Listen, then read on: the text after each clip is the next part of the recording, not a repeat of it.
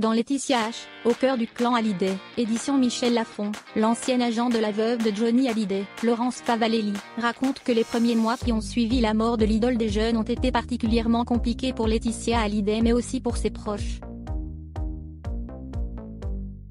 Violemment critiquée, elle a même été jusqu'à accuser l'un de ses amis. La famille de Johnny Hallyday n'a pas été la seule à souffrir après sa mort. De retour à Los Angeles quelques mois après le décès de l'idole des jeunes, sa veuve s'est longtemps sentie seule. Elle, qui avait pourtant été si entourée pendant des années, s'est retrouvée d'un coup embourbée dans une solitude extrême.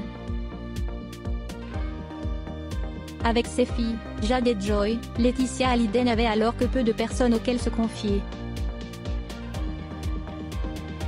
Elle vit au milieu d'une armée d'ombre, elle m'écrit longuement, comme à d'autres, son vertige, sa douleur, relate son ancien agent dans son live, Laetitia H. Au cœur du clan Hallyday, publié aux éditions Michel Lafon. La veuve du taulier a notamment beaucoup souffert de la couverture médiatique dont elle faisait l'objet, elle qui pleurait Johnny. Jamais ni temps ni silence ni même place pour le deuil, écrit Laurence Favalelli. Sur Internet, à la télévision, dans les journaux, il n'est pas un jour sans que ne se resserre autour de sa tête sa couronne d'épines, métaphorise-t-elle dans son ouvrage. Au printemps 2018, Laetitia Hallyday était une boule de nerfs qui prenait en grippe tous ceux, même proches, qui lui faisaient défaut. Esselée jusqu'au boutiste, elle pestait notamment contre ses proches qui ne lui donnaient plus vraiment de nouvelles. Quitte à porter de violentes, et extrêmes, charges contre eux. L'un de ses amis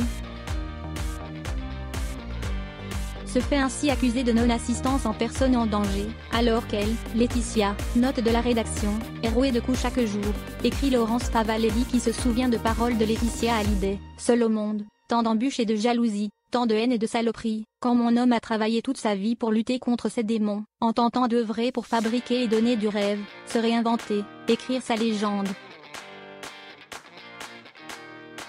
À l'époque, l'agent de Laetitia Hallyday avait même du mal à reconnaître celle qu'elle côtoyait pourtant depuis de longues années. Elle s'attendait à des problèmes, oui, sans doute mais pas ceux-là, pas comme ça, analyse-t-elle aujourd'hui, dans cet ouvrage très critique. Attaquée de toutes parts par les médias et par la famille de Johnny Hallyday, la maman de Jade et Joy a alors vu se péricliter son existence.